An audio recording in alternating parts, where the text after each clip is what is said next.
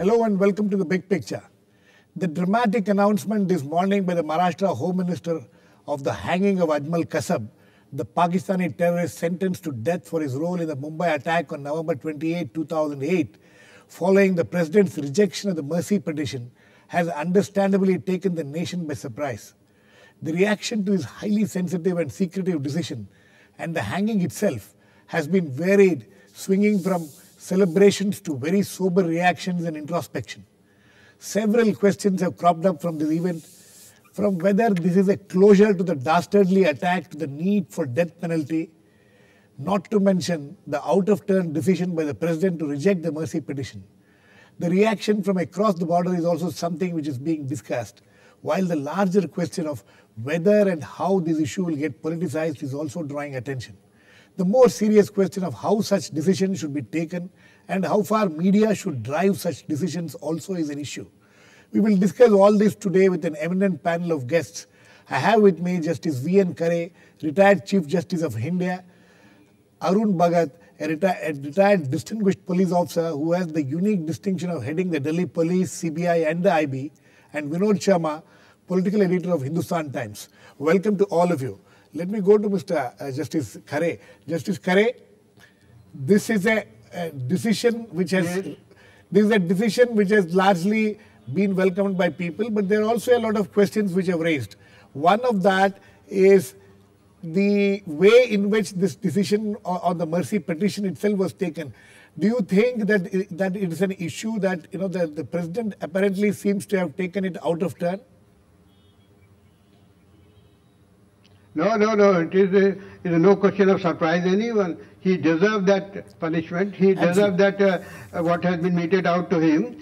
Look at the man, the young man who has been indoctrinated to create plunder, terrorism, mass murder, and indiscriminate murders, and he was indoctrinated that if you are doing that, you have a sanction of God, and such a person is skewed that. What is the surprise in it? Okay. No, I'm not talking of the surprise, Justice Khare. I'm asking, when I said surprise, I said that, the whole secret nature of the operation, that no one knew it's going to happen. Suddenly this morning they came. That is the surprise element. Of course. It was very secrecy was necessary in this case, because there could be retaliation, because your border is very porous, your border is very soft. Some few terrorists can enter in retaliation to that. For that reason, security reasons, it was kept secret. Otherwise, there's no secrecy in it. Okay. I think we have joined now by Mr. Harish Salve, an eminent jurist and senior advocate of the Supreme Court. Welcome, Mr. Salve. Mr. Salve, can you hear me? I can hear you. Okay. Mr. Salve, the overall the question as far as the hanging is concerned, this has been a demand for a long time. A lot of people have been talking about it. The question whether it is the right or wrong is not a question anymore.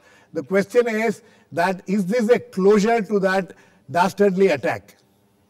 Do you think this is some kind of a closure legally as well as emotionally? I'm sorry to say neither legally nor emotionally nor politically is there a question of any closure. This fellow was a foot soldier of Pakistan, and I mince no words when I say that. Yes. He was an illegitimate soldier. We have now clinching evidence that he was being controlled by a state agency of Pakistan. Right. How can we even talk of closure? Okay. In the sense, when I say closure, I mean that it is the end of the. Would the victims of, there has been a whole lot of discussion going on throughout the day on various different channels, that would this how something can the victims find closure? How can the victims find closure when the main killers, the main planners, the main plotters, and most of all, a whole government which lives by the principle of terror, be happy and we invite them to play cricket and we invite them for a diplomatic dialogue? I'm sorry, as an Indian, I feel very strongly about all this. Okay. I'll come back to you. Let me go to Mr. Arun Bhagat. Mr. Arun Bhagat, Harish Salve feels very strongly about this. He says this is not the end. We still have to pursue the people who are behind these operations, people. He even hints about, not just him, he's very clearly saying that even a government was behind it, or another country was behind this. So do you think that the police machinery, the government should now start focusing on those people, or do you think there is some kind of a closure? No, I mean, how can it be a closure? Because the main perpetrators have not been even arrested or are not being prosecuted. Right. You see, this is one of the strangest cases of all, that the main the center of activity for all these crimes which were committed, the planning, the financing, the training, the state sponsorship, there is no worthwhile trial going on. Right. Whereas trials are going on in 2 other continents. In Europe also, there is a case against some people who helped in getting the phones and other things and money, etc. In Italy, the cases have been going on. Right. In the United States, the cases have been going on. But the main case, where all the evidence is, where all the evidence lies, that is not been scratched. I mean, it was one of the easiest investigations which a police officer or a police force could have found.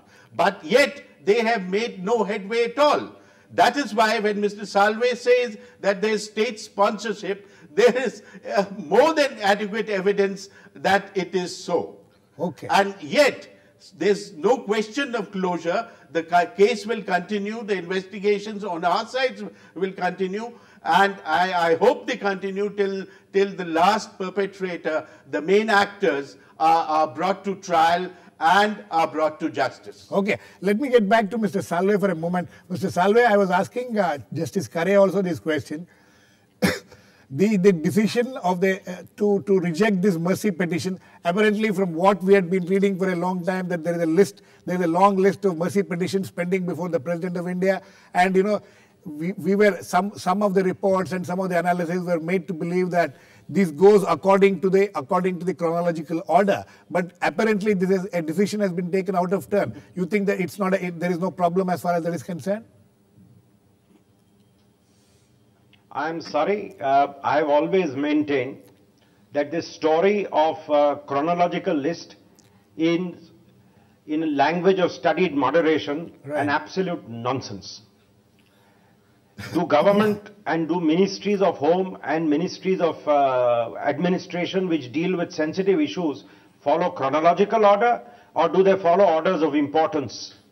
Even in courts, even in the Supreme Court, right, where we are talking of pure judicial work, right, cases of importance are taken out of turn. Right. Here you are dealing with terrorists. You are dealing also, for example, with a pending case of a man whom the highest court has held is guilty for leading an attack on our temple of democracy, the parliament. And what sort of a nation are we that we can't find time to dispose of his mercy petition? I mean, surely you don't expect citizens of India to believe rubbish that there is some queue in which his petition must be heard. Okay, so you don't think that the queue is that following the queue need not be done. Okay, I'll come back. There is no queue. There is no question about it. Okay, Vinod, coming to you, there are two, three issues which have been raised from what has been said by the other panelists.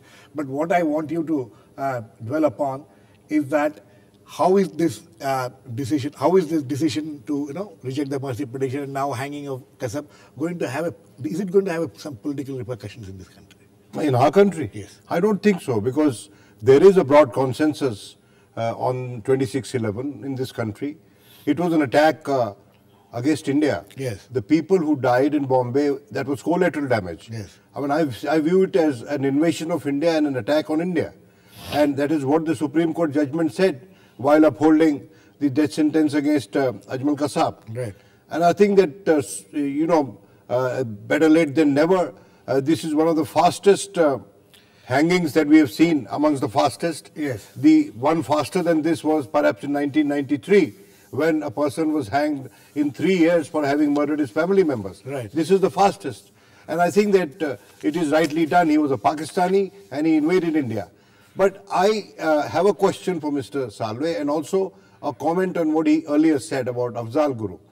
Afzal Guru case, in my view, has to be distinguished from Ajmal Kasab case for the simple reason that while Ajmal Kasab's hanging will have no political implications in India, in my view, if Afzal Guru is hanged, and there has been some kind of campaigning and lobbying by some prominent human rights activists that he wasn't given a fair hearing and fair trial in the court. So, and also the Chief Minister, former Chief Minister of Jammu and Kashmir, Mr. Ghulam Nabi Azad, had advised against his hanging because he thought there could be repercussions in his state. And the state government's view is always factored in before the government gives the go-ahead. So there is this. But the question I want to address, Mr. Salve, is that, you know, I heard a defense lawyer in the cases that are going on in the Rawalpindi court that Mr. Ajmal Kasab was a key witness in the case and that his deposition was crucial to the conviction of those currently in jails in Pakistan. How would that play out? And would videographed evidence of this man be tenable in that court of law? And whether it is tenable in any court of law, and it depends on the discretion of the judges. Mr. Salve. Yeah, let me answer all the points very quickly. First of all, taking the last point, if evidence of Kasab on video is available, it can always, in a normal common law evidence system, the person who has taken the videographs, the person who has been in custody of the videotapes, or if they are on CCTV, evidence of those who control the video TV along with the original hard drives, if they are produced, they are good enough evidence. Okay. Because it is settled principle of law in the law of evidence that where primary evidence is not available, secondary evidence is admissible. Even in the Pakistani system. The second point,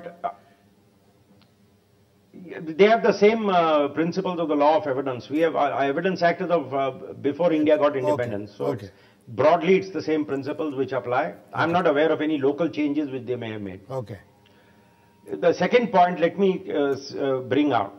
As far as the mercy petition of Afzal Guru is concerned, right, the President is not sitting in appeal either on the fairness of the trial or on the correctness of the Supreme Court judgment. That will be a very dangerous principle to say that the executive is going to second guess the correctness of a judicial verdict, much less the judicial verdict of the Supreme Court of India. Okay. It was argued before the Supreme Court that his trial has not been properly conducted. That's right. The Supreme Court has rejected that argument. Human rights activists may agree with the judgment, may disagree with the judgment. But the rule of law requires that a person who has been held guilty of murder by the Supreme Court, of waging war on India, and who has been directed to be executed, has to be executed. There is no question second guessing. Executive clemency, presidential pardon, right, works on completely different bases. Okay. No, but Mr. Salve, you see the courts in Pakistan, despite their claims that they were fiercely independent now after the restoration of high judiciary there, which was dismissed by Musharraf, they haven't demonstrated any kind of political will to address these cases, any kind of judicial will rather, to address cases which have a cross-border dimension and where India is the target. This has happened time and again in the case of the arrest and release of Hafiz Sayed, and a number of other Lashkar-e-Taiba people. And the government there too doesn't have the political will to tackle these. So with Kasab gone, I think, in my personal view, the case is considerably weakened in the courts of Pakistan. Mr. I want to reply to the. No, Mr. Salve, I would like both you, first you, and then Mr. Justice Khare also to respond to this question which Vinod Sharma has raised. Mr. Salve. Let me answer it straight away. Yes. The courts are not proactive when it comes to the criminal justice system. So I don't know whether I would blame the courts. I squarely blame the Pakistani government and the criminal justice administration. If they don't produce the right evidence, obviously people are going to be let off. Yes. Now I don't know whether everybody is party to what is going on or whether the courts are have no choice because of want of evidence. Secondly, let's get rid of one important myth. Yes. that the Pakistan government would ever have wanted to extradite Kasab and then put him on trial. I mean, that was never going to happen. Okay. So we are all fooling ourselves if we try and believe. A government which to date doesn't admit its own complicity in what is going on, what are they going to do about Okay. Justice Khare, would you like to respond to what the point which Vinod Sharma raised? No, that one thing is there. Now everything is a matter of record. The whole judicial process has gone into, and that has acquired the finality by the Supreme Court. So all the evidence that are here, that can be very well utilized in the Pakistani court. That would be admissible evidence there, and therefore there seems to be no danger that some Kasab would have alive, would have been the key witness. So the purpose can be achieved by producing an entire record, the videography, the evidence that has been taken, the cross-examination, the examination chief, the evidence that has come, the judgment of the Supreme Court, High Court, all that can be admissible in evidence. Okay. So there's secondly, right. so far clemency is concerned. Right. So far the clemency is concerned, there are four tests have been laid down. The first test is that you have to see the magnitude of the crime that has been committed. The motive of the person who has committed crime. Yeah, okay. But and then after conviction, do you find that... Yes, please continue. Do you find that the person who has been doctrinated still believe in that philosophy or doctrine or not? In the case of just Kasab, he was indoctrinated to create plunder, mass murder, indiscriminate murder. Justice Khare. So whether he has a remorse... Justice Khare, the question which the point which Mr. Salve was raising was that the executive cannot look into the facts or the facts of the case and things like that. When we were discussing the Afzal Guru case, so how does the president approach a mercy petition? That's what I'm telling you. It is not that the clemency provision in the constitution become redundant. Then there's no use of it. Okay. If he can't excise that, if it has obtained finality, then what for the provision has been made in the constitution? Exactly. Okay. I want to depart from this issue for a moment and get into the issue.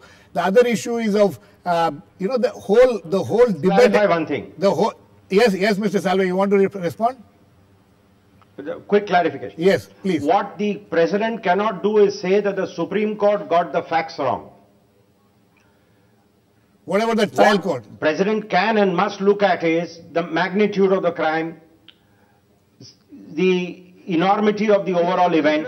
That's right. If it is an ordinary case, for example, if it is a rapist, if it is a murderer, you see, does he have remorse? Is it possible that he can be reformed? Now, none of these considerations would ever suggest that a terrorist be let off the hook. So that's the area of operation. But you can't appeal to the president saying, we argued in Supreme Court that the trial was unfair. Supreme Court says trial was fair, but you, Mr. President, reverse the Supreme Court and say trial was unfair. So you're saying normally, politically, the reasons attributed will be quite different, though the impulses will be very different from that. That's right. Reasons adduced and the actual impulses, there is very little linkage shown. Absolutely. When you assign the reason for a particular proposal before the president, I quite agree with you that president cannot sit in judgment on a Supreme Court judgment, but the president quite certainly be guided by the arguments of the human rights activists, and in his wisdom his discretion decide that this man, rather than being hanged, should be sentenced to life. And one more thing, very important thing. And I personally feel that sentence to life is more, I think, rigorous than death sentence. Vinod, I'm coming to that. Sir, I want all three of you, Mr. Bhagat, Mr. Salve and Justice Khare also to respond to the whole question, the whole debate around the need for death penalty. Is that something which is a debate which requires a fresh look at this point of time? Though, of course, the hanging of Kasab is something which it's very difficult for anybody to oppose it at this point of time. Mr. Bhagat. Well, you see, we have got so many checks, so many balances, and the death sentence is given after a great deal of thought and consideration. So after the Supreme Court has found a person guilty and he or she has been sentenced to death, I think the death penalty has to continue. Because otherwise, how do we deal with such cases as that of Kasab? So this is not the singular one. There are dozens and dozens of cases in India where such acts have been perpetrated. So Mr. Bhagat, so you essentially... death penalty is something which has to continue. Okay. Mr. Salve, do you think that death penalty is something which needs a... Very quick point. Yes. Very quick point in the line of what Mr. Bhagat said. Let me remind ourselves, we do not talk of redecorating our bedroom when our drawing room is on fire. We are a nation which is racked by terrorism and we need deterrent penalty today. 5 years, 10 years from now, if the world has got rid of terrorism and we are in a peaceful atmosphere, we can discuss the sensibility of death penalty. Right. I think for the present, we have a good balance. We have the courts, we have the test of rarest of rare cases. Right. And Indian practice shows death penalty is a rare exception rather than the rule. Okay. Okay, what Justice Kare? The need for we have not reached to the hello. Yes. No. This is not this. We are not in a state where we should abolish the death penalty. We are not like European countries. Here in our borders are attacked every day. The borders are so every day the killings are taking place. This is not a time when we should talk of the abolition of the death penalty. Okay. The death penalty should continue. Otherwise, okay, Vinod. There are different views as far as death penalty is concerned. We are one of the few countries who have still retained democratic countries. Today by Amnesty International saying that India has slided down in its progress to abolish capital punishment. But I personally believe, though I am against man killing man, that the death penalty in India has a human face. And that human face was quite demonstrated in the way we secretly took Ajmal Kasab from Mumbai to Pune and quietly hanged him. There was no celebration, there was no expression of bravado by the government at all, though at the popular level it was widely accepted and that this man has been hanged. So we hung Ajmal Kasab the way any nation that is brought up on the legacy of a semi-nude saint who believed in non-violence could. And I think it is a very neat job done by the government that they have not tom-tomed about it and they have done it. Vinod, you raised another issue of celebration. Mr. Harish Salve, there is, since morning you have seen the internet, the television channels, there is some of them, there seems to be some air of celebration. Do you think there is something to be celebrated? It is very unfortunate that this is what is happening. Right. Getting rid of a terrorist is a matter which should be in a course of days' work, as they say. Unfortunately, it is these delayed executions which have led to great citizens' anguish. Right. And which is what today has, and the media therefore has picked up on popular sentiment. Right. The people are so happy. And I must share with you a very funny joke which I heard on the radio. Right. Somebody said a dengue mosquito had bitten this fellow. Maybe the mosquito should be given Padma Vibhushan for bumping him off.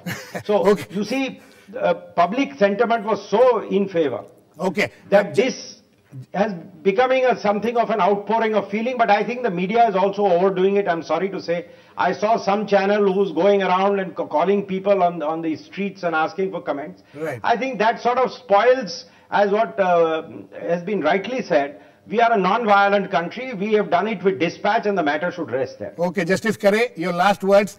This kind of celebration and also the media-driven or, emotion-driven decisions take on such issues. No. No, no, it is not called for a celebration at all. If the person has committed crime, he has been punished. That is all. That is all. What is called for celebration?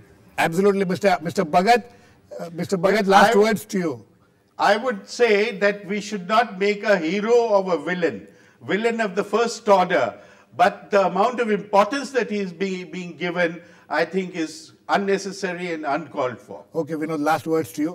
Well, the way the media plays it out, the kind of mob sentiments which comes into these kind of things. How do we as media people, you as a media person, how do you look at this? No, I don't think it's a good indicator. I mean, it's unfortunate that there is an element of celebration, rejoicing that somebody has been hanged. I think this is the time for introspection. Absolutely. That how do we prevent these incidents? That how do we make our internal security stronger even when we have a hostile neighbor or an unreliable neighbor?